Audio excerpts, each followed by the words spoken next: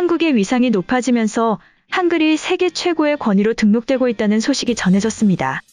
영어권에서 가장 권위 있는 사전인 옥스퍼드 영어사전이 최신판에서 한국어 단어를 26개나 표제어로 등록했죠. 그만큼 한국 문화가 글로벌로 뻗어나가면서 성장한 결과로 보여집니다. 옥스퍼드 영어사전은 1857년 편찬이 시작된 뒤 1928년 초판 완성까지 71년이 걸렸을 만큼 40만 개 넘는 단어를 수록한 세계 최대 최고 권위의 사전인데요. 이번 OED를 발간하는 옥스퍼드대 출판부 옥스퍼드 랭귀지는 한국어 단어를 표제어로 등록한 소식을 공표했죠. 또한 보도자료는 한글로 제작하여 정말 대박이다라고 평가했습니다. 옥스퍼드 랭귀지는 이날 사전 최신판에 26개 신규 등재를 포함해 35개 이상의 새롭거나 수정된 한국어 단어가 등록된다고 발표했는데요. 아예 옥스퍼드 랭귀지는 한국어 표제어를 K단어로 분류하였고 보도자료에서 OED에 수록된 가장 오래된 한국어인 코리안의 등재 역사부터 짚었습니다. 처음 C로 시작하는 코리안으로 표기되었던 것이 K의 코리아로 나타나기 시작한 것은 1800년대로 같은 시기에 코리안은 한국어를 의미하는 명사로 문헌에 처음 등장하는데요. 코리안은 1933년 처음으로 옥스퍼드 사전에 등재되었고 이번 판에서 완전 개정이 이루어졌죠. 영어 단어 코리아와 코리안은 한반도를 포함한 동아시아 왕국의 이름인 한국어 단어 고려에서 왔는데요. 고려는 1392년 조선으로 1897년 한으로 바뀌었지만 영어를 포함한 다른 언어에서는 고려를 기반으로 한 형태가 지속해서 사용되었다고 설명했습니다. 이어 OED는 한류가 확산하면서 코리안이 K로 축약돼 다른 명사들과 결합해서 한국이나 한국의 대중문화와 관련된 명사를 형성한다고 했는데요.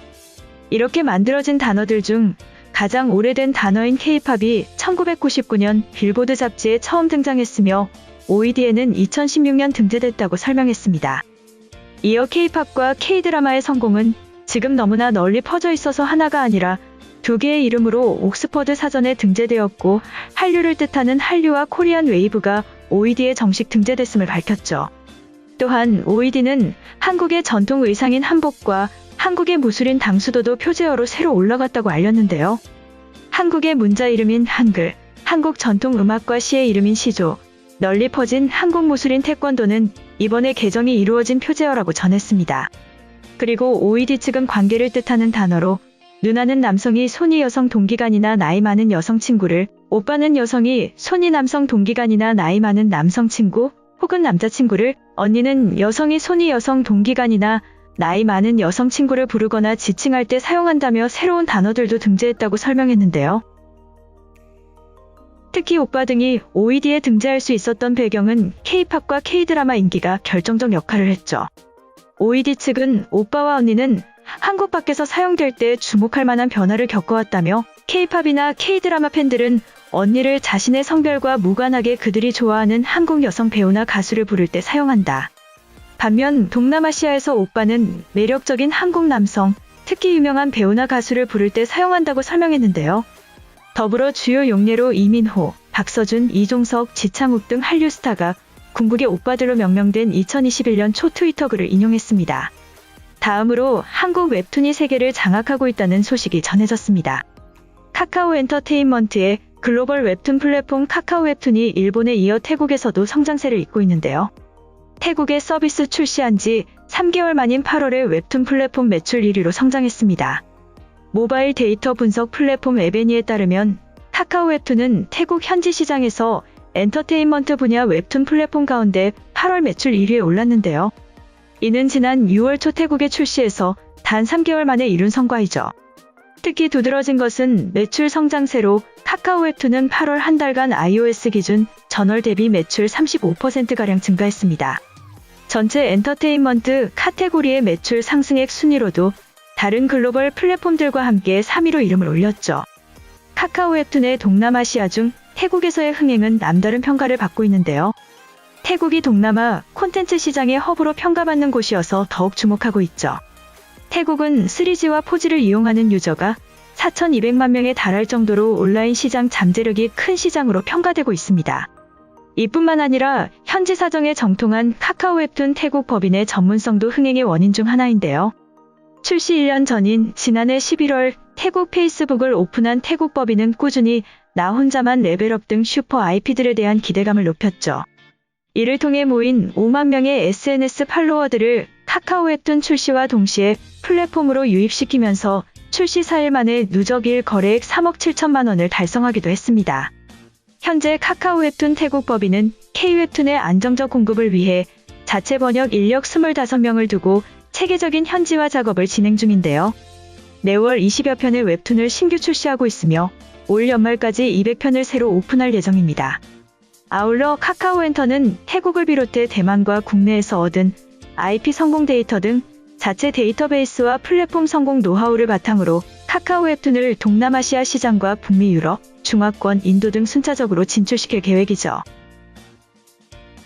현재 최적화된 IP 프로젝트를 병행해 1위 웹툰 플랫폼으로서 확고히 자리매김하겠다는 것이 목표입니다. 현양원 카카오엔터 태국 법인장은 카카오 웹툰을 향한 태국 독자들의 뜨거운 관심이 놀라울 만한 거래액 상승세로 나타난 것으로 보인다. 출시 3개월밖에 안 됐는데도 현지에선 웹툰 플랫폼 지형에 대대적인 변화가 감지되고 있다며 전했는데요. 그리고 한국의 IP를 가장 흥미진진한 방식으로 전달하고 현지 유수의 IP도 자체 개발에 선보이는 등 독보적인 웹툰 플랫폼으로 갖고 나갈 것이라고 밝혔습니다. 태국에서의 한국 웹툰의 흥행뿐 아니라 프랑스에서도 K-웹툰이 기록을 갱신해 나가고 있는 것으로 전해졌죠. 네이버 웹툰은 프랑스 구글 플레이 만화 부문 매출 및 다운로드 수에서 각각 1위를 기록했다고 밝혔습니다. 네이버 웹툰은 2019년 12월 프랑스어 서비스를 론칭하면서 유럽 시장에 본격적으로 진출했죠. 지난해 11월 유료 서비스로 전환한 이후 현재까지 200일 이상 프랑스 구글 플레이 만화 부문 1위를 놓치지 않고 있는데요. 애플 앱스토어 엔터테인먼트 부문에서도 12위를 기록 중입니다. 네이버 웹툰이 투자한 콘텐츠 퍼스트의 태피툰도 프랑스 구글 플레이 만화 부문 매출 순위에서 2위를 차지했습니다. 태피툰은 현재 약 190여 개국 500만 명에게 서비스하고 있는 글로벌 웹툰 플랫폼으로 네이버 웹툰은 지난 3월 콘텐츠 퍼스트의 지분 25%를 취득하여 사업 제휴 및 콘텐츠를 확보했죠. 네이버 웹툰은 기존 시장에서 검증된 한국 웹툰 콘텐츠를 번역해 내세우는 전략은 물론 공모전을 통해 현지 콘텐츠를 발굴하고 아마추어 작가를 양성하는 캔버스 시스템을 통해 빠르게 성장 중이라고 전했습니다. 특히 국내에서 인기를 끈 로맨스 웹툰 여신강림은 프랑스 구독자 62만 명을, 재혼항우는 34만 명을 기록했죠.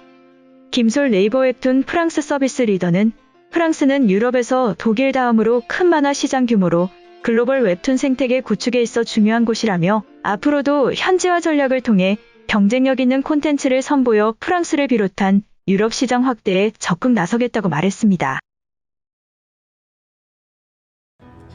이번 영상은 여기까지고요. 제 영상이 도움이 되셨거나 세계 속 반응 더 보고 싶다 하시는 분들은 구독과 좋아요, 알람 설정까지 부탁드립니다. 다음에 또 봐요. 안녕.